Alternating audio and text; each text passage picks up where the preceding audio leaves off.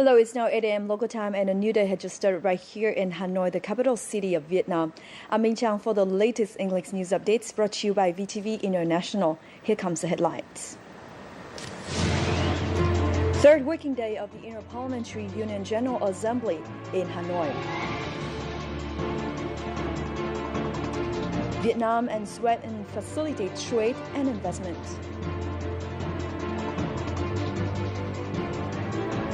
And later on, Russian universities offer collaboration with Vietnamese educational institutions. We'll now start our news bulletin this morning with the latest updates from the Inter-Parliamentary General Assembly 132nd in Hanoi.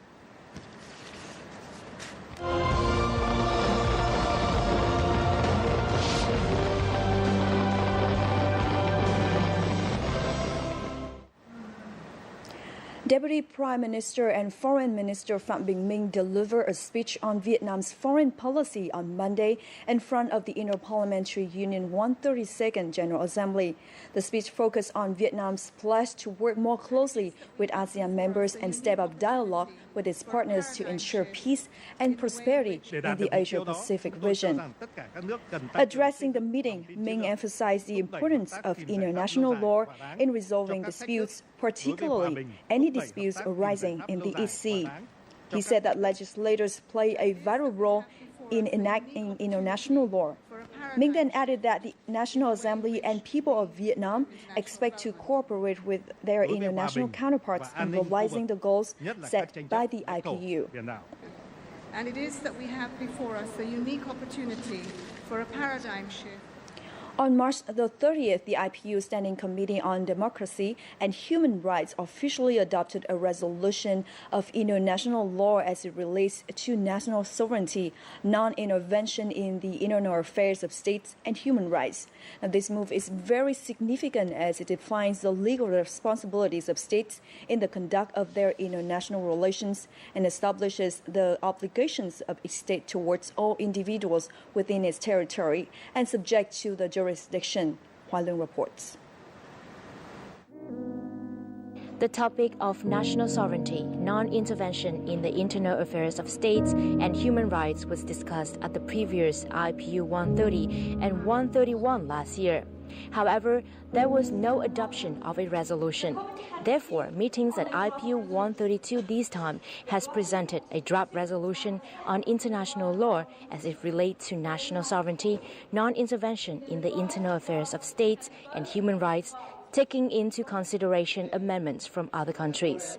The Vietnamese delegation also presented their view on the draft resolution. Đây là một nghị quyết rất quan trọng. Nó thể hiện This is an important resolution as it reflects the connection between international laws, national sovereignty, and human rights. Vietnam contributed significantly to the drafting process of the resolution in Geneva. We highlight the importance of international laws and emphasize the need to strictly implement by all countries. International laws should not be against national sovereignty, internal affairs, and human rights. The newly adopted resolution also reaffirms that the sovereignty equality of states is the basis for international cooperation and an essential factor of stability. I think when the parliamentarians stand together and agreed on common issues, we are very, very strong and are represented billions of people, actually, almost everyone in the whole world.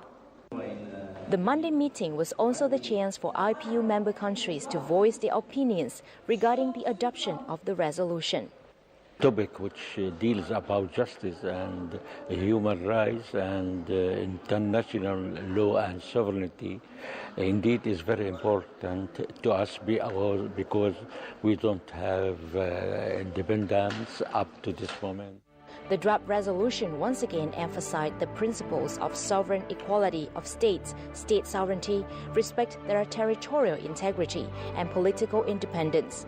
However, what is important is how it is going to be implemented in the future. It is very easy to agree on commitments, but the most challenging thing is the implementation. Yes, true. And so there will be 15 years to make sure that these commitments are turned into reality. And a human rights lens will also help to make sure that the implementation is consistent with the commitments all countries in the world have on human rights. Human rights and national sovereignty have become globalized. With the newly adopted resolution during IPU 132 in Hanoi, Vietnam, alongside with the other IPU member countries, have committed to the protection of human rights as well as the prevention of any attempt to intervene in the internal affairs of a sovereign nation. Hoài Lương, Vietnam Television, Hanoi. It is more important than ever for legislators and governments worldwide to work together and fight terrorism. Now, this was the consensus of the IPU debate on the emergency item on Monday, which focused on anti-terrorism measures against the self-proclaimed Islamic State and Boko Haram. Now, emergency items were proposed by Australia and Belgium and added to the agenda of the IPU Assembly on Sunday. Speaking at the meeting, delegates criticized terrorist groups, which mostly targeted civilians, particularly women and children. They said that such acts need to be stopped worldwide. These will require a firm standpoint from governments and legislators. It is expected that the IPU 132nd Assembly will pass a resolution on the emergency item today, March the 31st. Monday, the 30th of March. Vietnam and South Korea have signed off on their bilateral free trade agreement, according to a press release from the South Korean Ministry of Trade, Industry and Energy on March the 29th. Now, in the press release, the South Korean government said it aims to officially conclude the agreement in the first half of this year and submit it to the parliament for approval in order for the agreement to take effect by the end of 2015. And during a working visit by Prime Minister Nguyễn Tấn Dũng to South Korea last year, the two sides announced the conclusion of the negotiations on the agreement. The two countries aim to increase bilateral trade turnover to $70 billion by 2020, which triples the current figure. Moving on now to other news, Vietnam is looking to sign several free trade agreements, including the free trade agreement with the European Union.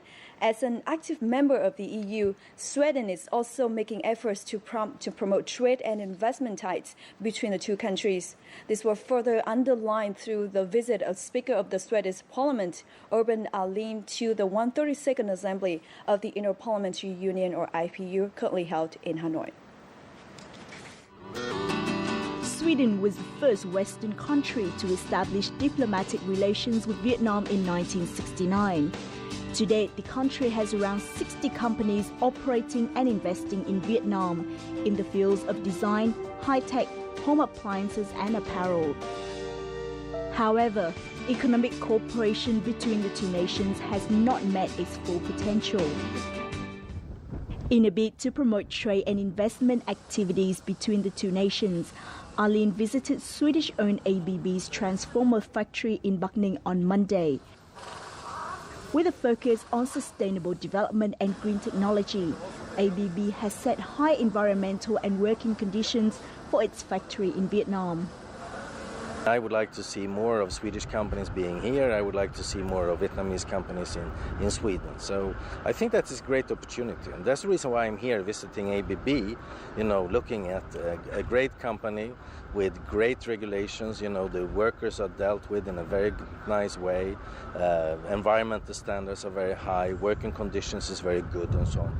And that's the kind of the brand mark and the trademark that I would like to distribute, the kind of the Swedish trademark.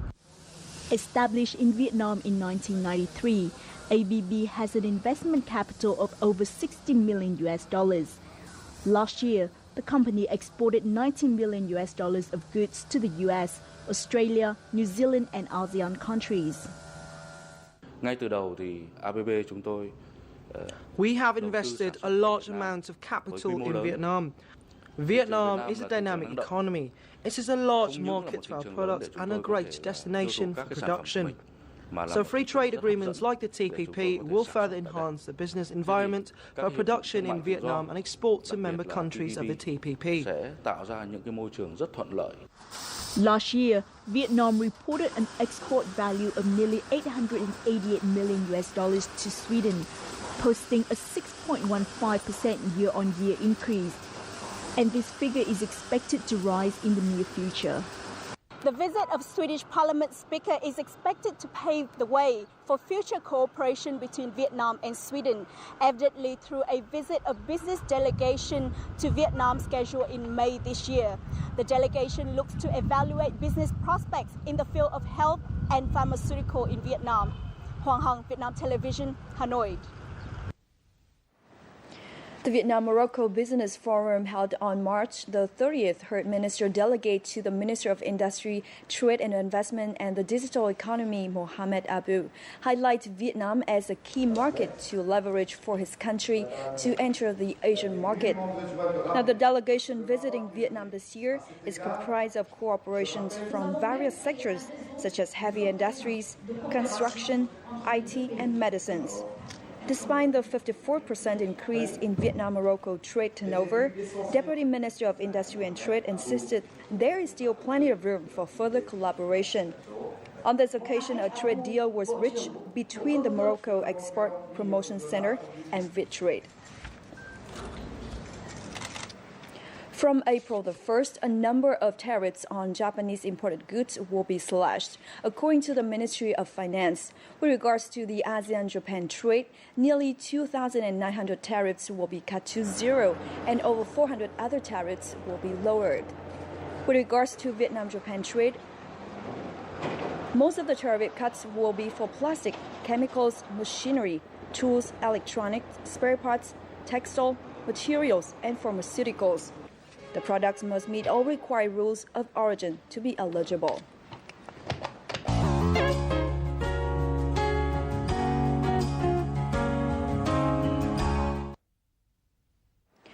A new draft circular will attempt to apply new regulations to hinder the import of outdated machinery into Vietnam. According to the draft, machinery or equipment must meet either by less than 10 years old or maintain at least 80% of its quality. However, many businesses are questioning the necessity of the circular. YH Seiko from Japan specialized in manufacturing high-precision car components. However, since 2011, when the company arrived in Vietnam, half of the firm's machinery and equipment is now over 10 years of age. The draft circular might make it more difficult to import these items to Vietnam. Most of our machinery and equipment had a service length of 5 to 15 years by the time it is imported to Vietnam. They still produce perfectly good components, so we decided to import them. If the circular is issued, it will be difficult for many businesses to invest into Vietnam.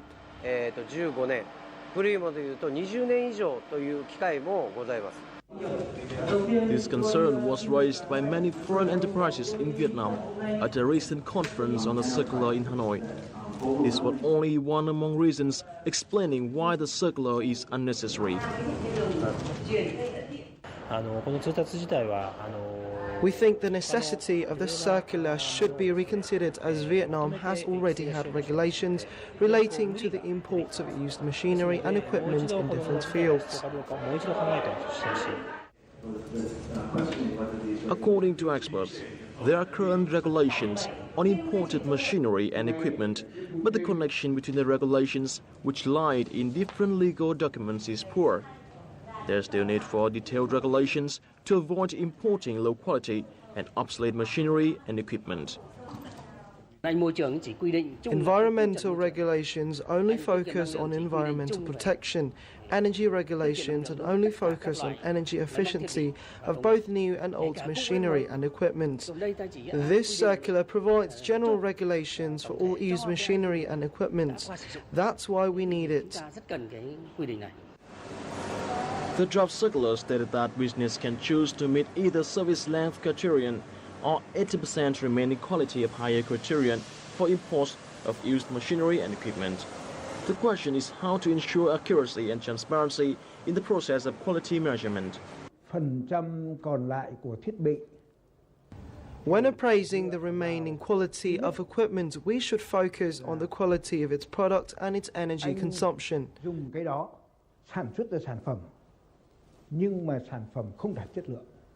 các bộ ngành sẽ chỉ định những Authorities in different fields will recommend appraisal agencies in their fields.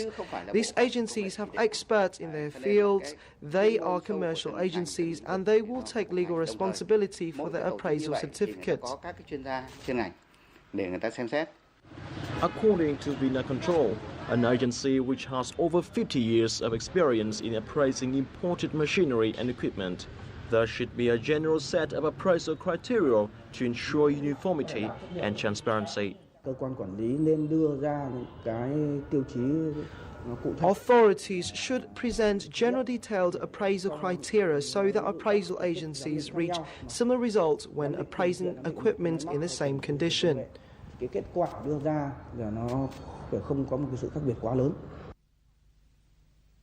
Experts have expressed growing concern in recent times that foreign enterprises might move low-quality used machinery and equipment to developing countries. Circular 20 was issued last July, but was then postponed for amendment. The third draft circular is expected to submit it to the Minister of Science and Technology this week. The circular is expected to prevent Vietnam from becoming a market for low-quality used equipment, machinery, and production line, according to experts. However, how can the circular do that effectively without affecting business environment in Vietnam remains a question for the drafting team. Thanh Tùng for Vietnam Television, Hà Nội.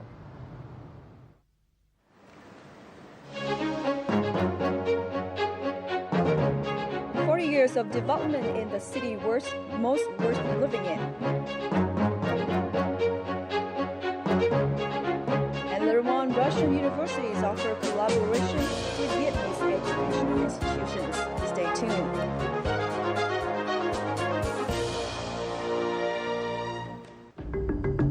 Vietnam's varied charms are boundless.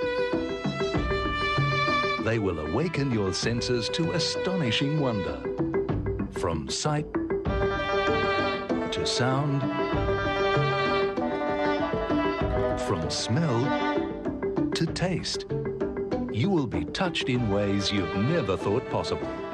Vietnam is so charming, one visit is never enough.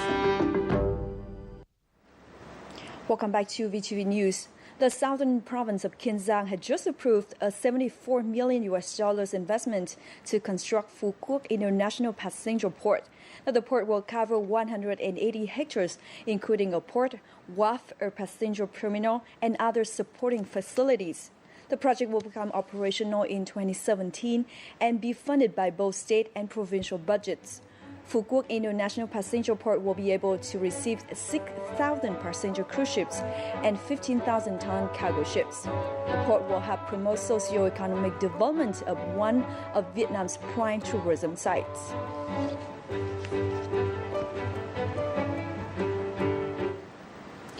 "40 years since its liberation, Da Nang City is now one of the leading cities in Vietnam with impressive achievements in its competitiveness capacity index, technological advances, and its administrative reforms. However, these are just some of the highlights of the city's overall development.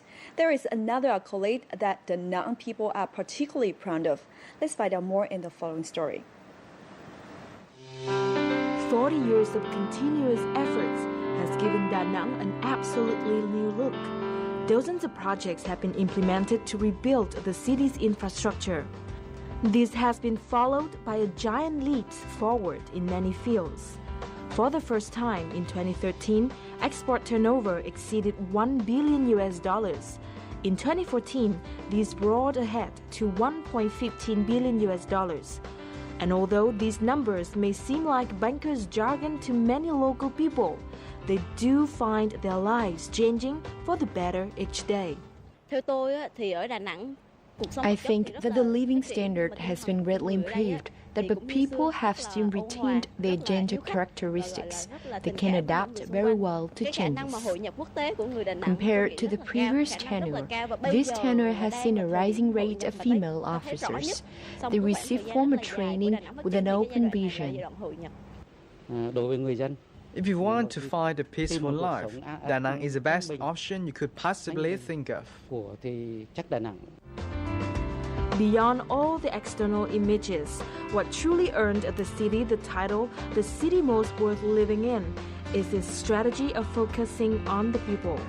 Local authorities have been working hard to stay close to its citizens' needs. Here, investing in education has been set as the fastest way to invest in the city's bright future. Compared to the previous tenure, this tenure has seen a rising rate of female officers that receive formal training with an open vision.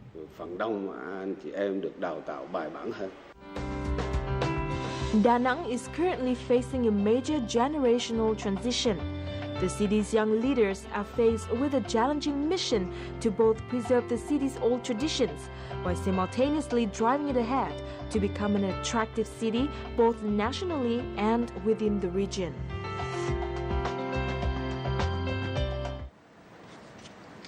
A delegation from 8 Russian universities arrived in Vietnam on March the 30th as part of the Russian Tertiary Education Project. The chairman of the Russian Committee for International Cooperation, Konstantin Koshakov, introduced the project at a press conference. The Far East Federal University has pinpointed Vietnam as a key partner in educational collaboration since Russia adopted its Look East orientation. This is the institution's third visit to Vietnam as part of the Russian Tertiary Education Project. A year into the project, our partnerships with Vietnamese universities, especially the Vietnam National University, have become very solid. Every year, 10 to 20 of our students are welcome in Vietnam for exchange programs, not only in language studies but also economics. The number of Vietnamese students enrolled in our university has tripled. We plan to maintain this pace. No longer new to Vietnam, Tomsk Polytechnic University currently has over 200 Vietnamese attendants. Their visit to Vietnam this time is aimed at increasing collaboration in scientific research. One of our key objectives this time is to attract students into Vietnamese nuclear power training projects. Moreover, we wish to deepen our ties with the University of Science and Technology. In the future, we plan to expand our operations outside of Hanoi. There are still many Russian universities that have not participated in the project. But from 2015, we will bring many more universities to northern Vietnam. Having debuted in 2014, the Russian Tertiary Education Project has brought Russian educational institutions to work with Vietnamese educational authorities and organizations. Through this, many academic projects and agreements have been facilitated and reached between Vietnam and Russia. The family of Vietnamese physician Phùng Tuấn Giang received the Asian record for treating patients from 102 countries and awards from the World Creativity Science Academy. Phùng Tuấn Giang and his family is one example of many Vietnamese physicians who are working hard to promote Vietnamese traditional medicines. Vietnamese physician Phùng Tuấn Giang is the 16th descendant of a family that has been working in the traditional Vietnamese medicine field for 4 centuries. The family is well known for their Vietnamese healing arts and traditional herbs. Giang uses Vietnamese indigenous fauna and flora combined with his experience to create his traditional remedies. The traditional remedies handed down from generations of Vietnamese physicians are very valuable. Traditional Vietnamese medicine has been introduced to more than 100 countries globally. Phùng Tuấn Giang has cured thousands of patients. Every day I would have back pain. I had pain in my back for many years. I was treated here for 6 weeks and I feel very good now. Maybe 2 months in total. What I understood from the feedback of his method from various medical community whom we have discussed before finalizing his record, that it will add value to the medical science. Phùng Tuấn Giang and other Vietnamese physicians are working hard to contribute their knowledge and experience to promote Vietnamese traditional medicine. Moving on now to other news. The Hue Monuments Conservation Center launched a project to preserve the Sung Hiem Ta and Zu Hiem Ta historical sites. A special performance space at Tự Đức Mausoleum was also introduced. Now, Sung Hiem Ta and Zu Hiem Ta are intricate pavilions built in 1864 on Liu Hiem Lake at Tự Đức Mausoleum. Also at Sung Hiem Ta, the Hue Royal Traditional Theatre will be hosting performances from April the 1st. These features Hue singing, poetry, and discussions on Tự Đức works. This project as a whole aims to improve the visitors' experience at Tự Đức Mausoleum. According to a government master plan, Mộc Châu district in the northern province of Sơn La will be recognized as a national tourism zone on April the 3rd. The zone, covering 206,000 hectares, is expected to attract more visitors in the coming time. Let's take a look at some of the tourist attractions there.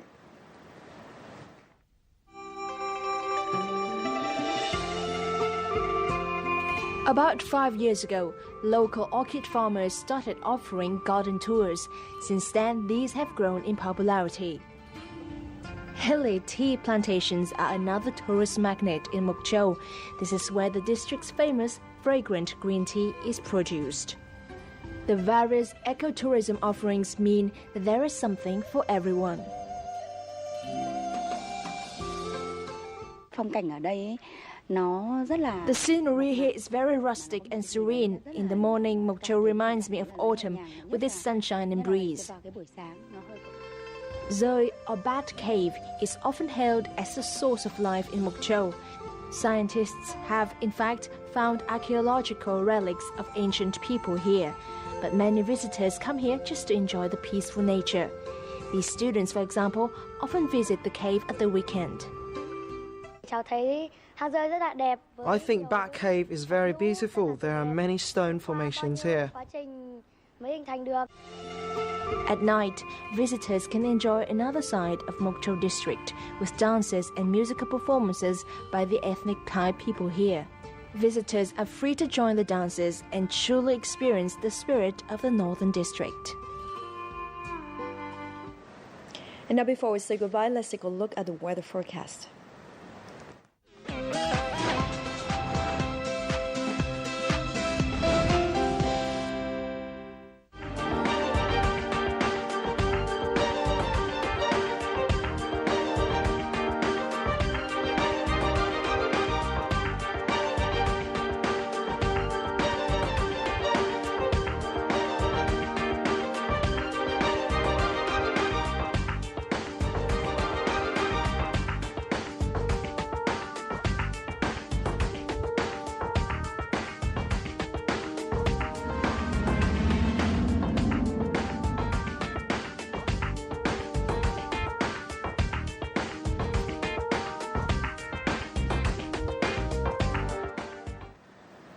And that concludes our news updates for this morning. We are online 24/7 at vtv4.vn or youtube.com/vtv4go.